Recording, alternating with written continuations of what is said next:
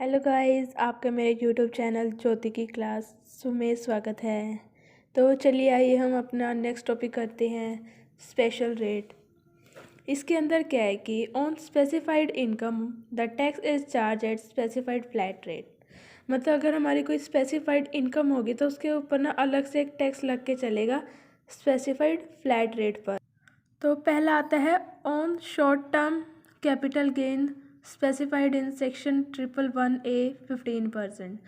अगर हमारा कोई शॉर्ट टर्म कैपिटल गेन है जो 111A सेक्शन के अंदर डिफाइन किया गया है तो उसके ऊपर स्पेसिफाइड रेट 15% लगेगी। फिर उसके बाद आता है on long term capital gain. अगर कोई हमारी लॉन्ग टर्म कैपिटल गेन है तो 20% लगेगा। गेन फ्रॉम लिस्टेड शेयर, हमें किसी लिस्टेड शेयर से गेन हुआ है विदाउट इंडेक्सिंग कॉस्ट, मतलब जो एक्विजिशन की कॉस्ट थी ना उसे बिना इंडेक्स किए, तो 10% लगेगा। On long term capital gain under section 112A, अगर कोई लॉन्ग टर्म कैपिटल गेन है, जो पहले वाला कैपिटल गेन था वो तो सिंपल 20% था, लेकिन ये क्या है कि जो सेक्शन 112A है उसके अंडर 10% लगेगा।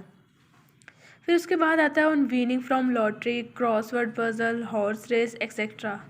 जैसे हमने कोई लॉटरी वगैरह जीत ली है, क्रॉसवर्ड पजल, हॉर्स रेस होगी, कोई भी ऐसी कोई चीज़ होगी तो उसके ऊपर 30% स्पेसिफाइड रेट, मतलब कोई स्पेशल पर्पस की कोई इनकम है, स्पेसिफिक इनकम है, उनके ऊपर ये वाली रेट लगाई जाएगी। फिर नेक्स्ट टॉपिक हमारा आता है rebate of income tax. Rebate मतलब छूट देना किसी चीज़ में। In case of an individual resident in India, कोई इंडिविजुअल है, इंडिया का रहने वाला है, जिसकी टोटल इनकम 5 लाख से ज़्यादा नहीं होनी चाहिए, तो उसे जो उसकी इनकम टैक्स, मतलब जो उसने इनकम पे करी होगी, जो अमाउंट है टैक्स पे करा होगा, तो उसमें उसे डिडक्शन मिलेगी। मान लो उसकी 5 लाख से कम है, 3 लाख उसकी इनकम है टोटल इनकम, देन उसे 12,500 की डिडक्शन वहाँ पर मिल के चलेगी। रिबेट का मतलब क्या कहते हैं, छूट मिलना, तो वहाँ पर उसे ये 12,500 की छूट मिलेगी। मान लो उसकी 5 लाख से ज़्यादा है, देन उसे कोई भी वहाँ पर रिबेट नहीं मिलेगी। इसे हमने ना सेक्शन 87A में डिफाइन किया है, तो ये भी साथ में प्रिस्क्राइब यूज़ करके चलना है। कुछ फीचर्स यहाँ पर दिए गए हैं सेक्शन 87A के, तो उसे हम रीड करते हैं।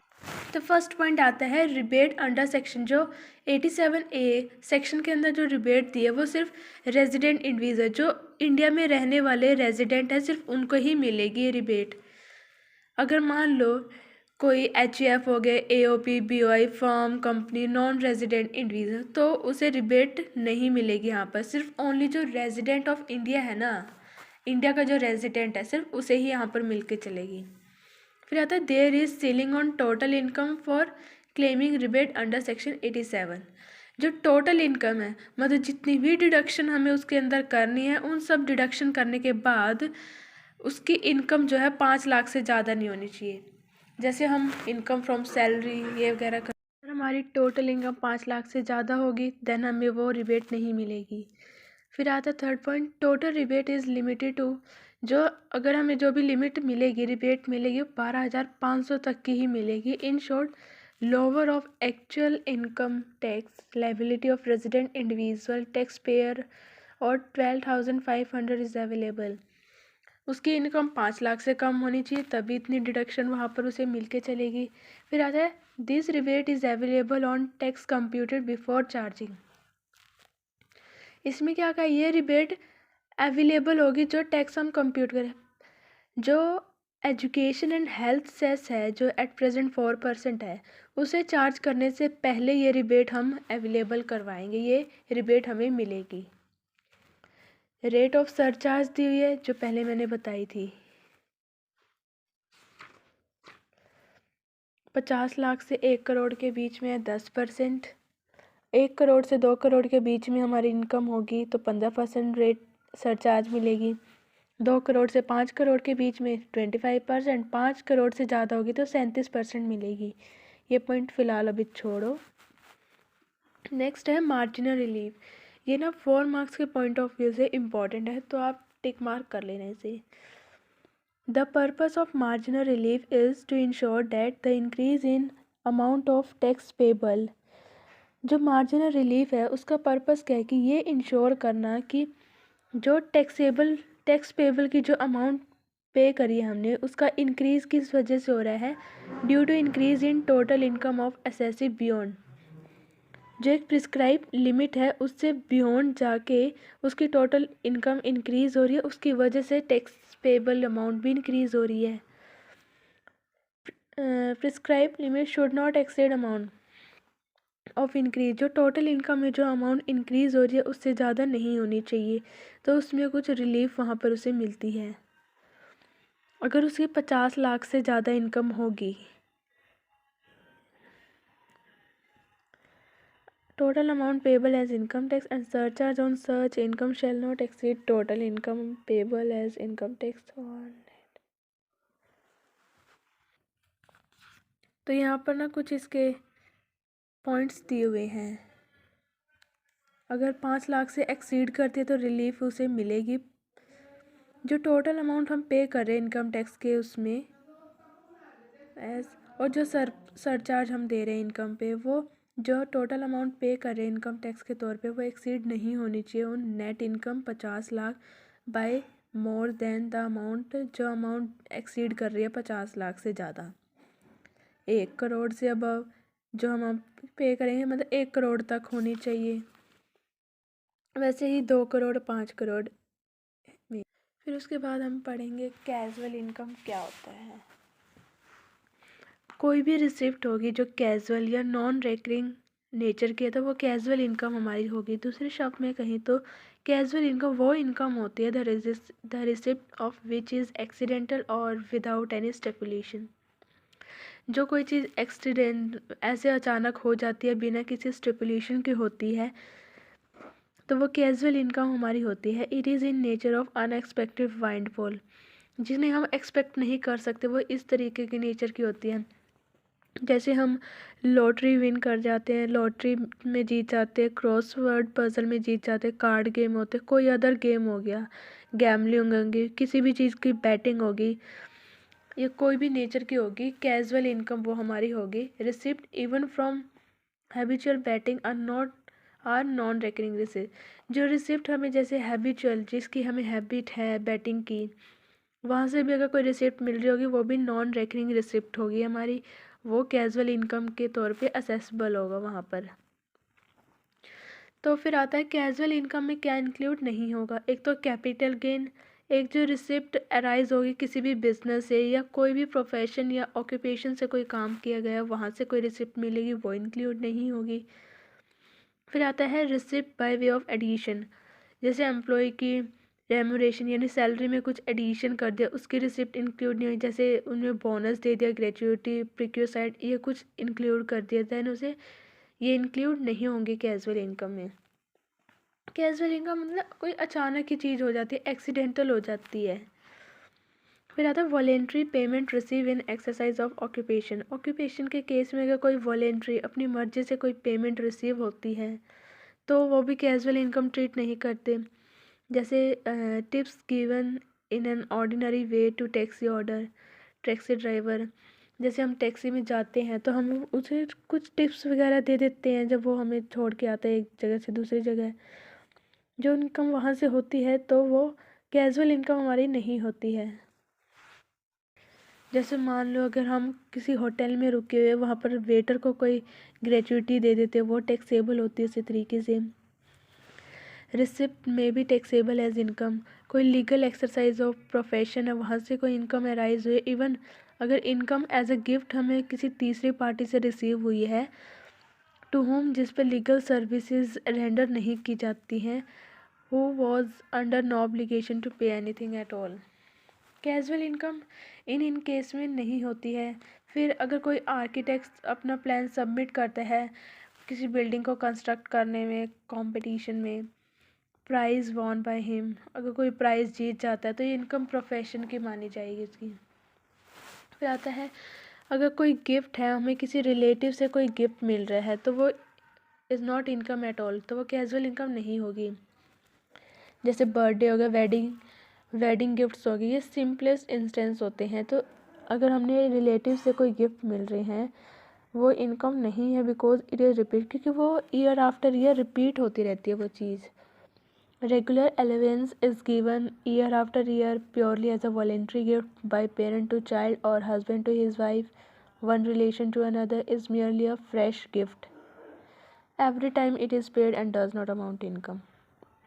कोई रेगुलर अलाउंस है मतलब हर साल पे देते ही रहते हैं हम, कोई गिफ्ट वगैरह दे दिया पेरेंट्स ने अपने बच्चों को, हस्बैंड ने वाइफ को दे दिया, कोई एक रिलेशन ने दूसरे बंदे को दे दिया, मेरे लिए कि फ्रेश गिफ्ट होता है जो एवरी टाइम पे करते हैं, नॉट अमाउंट इनकम कंसीडर नहीं करते हैं। जैसे कोई इनकम है हस्बैंड के द्वारा वाइफ को दी गई है किसी एग्रीमेंट में to live apart as maintenance allowance, ना तो ये कैजुअल इनकम होगी ना पर्सनल गिफ्ट होगा, ये टैक्सेबल होगी हमारी। फिर आगे दे रखे हैं अदर प्रोविज़न जो कैजुअल इनकम से रिलेट करते हैं, कुछ प्रोविज़न्स यहाँ दिए गए हैं। फर्स्ट आता है expenses are not deductible if expenses are incur to receive, अगर कोई कैजुअल इनकम रिसीव कर रहा है उसमें कोई एक्सपेंस हुए जैसे कि, तो एक्सपेंस उस इनकम से माइनस नहीं किए जाएंगे। जैसे किसी ने लॉटरी खरीदी है, लॉटरी जैसे हम ना लॉटरी की टिकट खरीदते हैं और बाद में लॉटरी जीत गए तो उसमें से वो वाली अमाउंट वहाँ पर डिडक्ट नहीं होगी, तो वो एक्सपेंस जो मतलब किसी चीज़ को हमने जीतने के लिए, कोई चीज़ करने के लिए, इनकम अर्न करने के लिए जो एक्सपेंस करे हैं वो वहाँ पर डिडक्ट नहीं होंगे। जैसे मान लो को जो लॉटरी टिकट की जो कॉस्ट होगी वो डिडक्ट नहीं होगी उस इनकम से, वट जो भी है। उसी तरीके से कोई पोस्टल चार्ज हमने पे करा है, किसी को puzzle send, crossword puzzle send करने के लिए कोई चार्ज वगैरह पे करा है तो वो भी वहाँ डिडक्ट नहीं होंगे। तो वो फिर आता है set off loss is not permanent if instead of casual income there is casual income की जगह अगर यहाँ कैजुअल लॉस होता है तो such loss can not be set off, तो ये किसी भी इनकम के अगेंस्ट के साथ सेट ऑफ नहीं किया जा सकता। मान for example if a person win in card game on first day, कोई पर्सन पहले दिन कार्ड गेम में जीत जाता है एंड लॉस अगले दिन उसे लॉस हो जाता है, तो किसी इनकम के अगेंस्ट वो लॉस को सेट ऑफ नहीं कर सकता यहाँ पर। फिर आता है टैक्स डिडक्शन एट सोर्स यानी TDS इफ़ विनिंग, किसी भी लॉटरी से अगर हमने कुछ जीता है, हॉर्स रेस में जीते हैं, क्रॉसवर्ड पजल में जीते हैं, कार्ड गेम या कोई भी गेम होगे, वो 10,000 से ज़्यादा exceed 10,000 tax will be deducted at source. अगर वो 10,000 से ज़्यादा हैं, 10,000 से ज़्यादा एक्सीड करते हैं तो देन TDS वहाँ पर कटेगा, एक प्रिस्क्राइब रेट वहाँ पर होगी। टैक्स की रेट क्या होगी, कोई lottery, crossword puzzle, gambling, batting कुछ भी हो गया, ये स्पेसिफाइड होता है। हमने पहले स्पेशल रेट पढ़े थे, अगर इनमें किसी चीज़ में जीतते हैं तो वहाँ 30% टैक्स रेट पे करनी पड़ती है। तो यहाँ पर इसका एक इलस्ट्रेशन दे रखा है तो हम देखते हैं। स्टेट वेदर, इन्हें बताना है कि फॉलोइंग जो रिसिप्ट दी गई है वो कैजुअल इनकम है या नहीं। फर्स्ट आता है मिस्टर एक्स ना 5,000 रिसीव करता है for acting once as a, मतलब एक ही बार आर्बिट्रर बिना कोई स्टिपुलेशन के, एज टू रेम्यूरेशन, बिना कोई रेम्यूरेशन के वो कोई काम कर रहा है, तो ये तो हमारी वो होगी कैजुअल होगी और नॉन रेकरिंग नेचर की होगी क्योंकि इसमें कोई स्टिपुलेशन नहीं है, बिना स्टिपुलेशन के वो यहाँ कर रहा है। जबकि फिर आता है mister Y receive 5,000 for acting as a arbitrator with a clear and definite stipulation, यहाँ पर वो क्लियर कर रहा है और डिफाइन कर रहा है स्टिपुलेशन को कोई रेम्यूरेशन के लिए, देन ये कैजुअल इनकम हमारी नहीं मानी जाएगी। जो मिस्टर वाई है वो एक डेफिनेट किसी चीज़ को करने के लिए डेफिनेट रेम्यूरेशन ऑफर कर रहा है और वो रेम्यूरेशन को एक्सेप्ट भी कर रहा है, तो ये कैजुअल नेचर नहीं होगी हमारी। थर्ड बोला कि मिस्टर एक्स डिस्री होल्डर है, वो एक इंटरेस्ट रिसीव करता है 500 रुपीज़ का under an order of court granting stay of execution of decree on judgment debtor mister Y. 500 रुपये का कोई हमने इंटरेस्ट रिसीव करा है कोर्ट के ऑर्डर पर, तो ये कैजुअल इनकम हमारी नहीं मानी जाएगी क्योंकि हमने ये डिस्री होल्डर से रिसीव करी है ये इनकम हमने। फिर लास्ट पॉइंट आता है mister X is in service of mister Y, mister Y की सर्विस पे है, तो मिस्टर वाई का जो सन है वो गुम हो जाता है, तो मिस्टर एक्स उसे ट्रेस करता है बिना किसी स्टिपुलेशन के कोई भी अवार्ड के बिना। स्टिपुलेशन मतलब जैसे हम कोई रिवॉर्ड वगैरह बोल देते हैं, अगर वो उसे ढूंढ के लाएगा तो उसे हम ये रिवॉर्ड देंगे, उसे इस रिवॉर्ड के बारे में पता ही नहीं था, तो जो मिस्टर वाई है वो एक रिवार्ड उसे 500 दे देता है। तो ये कैजुअल नेचर की होगी, नॉन रेकरिंग नेचर। कैजुअल क्यों? उसे नहीं पता था, यानी अचानक जो एक्सीडेंटल जो चीज़ उसे मिली है वो कैजुअल इनकम वहाँ कंसीडर की जाएगी। ना तो यहाँ पर स्टिपुलेशन था रिवॉर्ड के लिए, यानी पहले से उसे नहीं पता था इस चीज़ के बारे में, तो वो इनकम होती है। अगर अचानक कोई चीज़ मिली है तो वो कैजुअल इनकम है, यानी एक्सीडेंटल कोई हमें चीज़ रिसिप्ट होगी, इनकम रिसीव होगी वो। फिर उसके बाद आता है एसएससी। जो एसएससी है वो सेक्शन 2 सबसेक्शन 7 के अंदर डिफाइन किया गया है।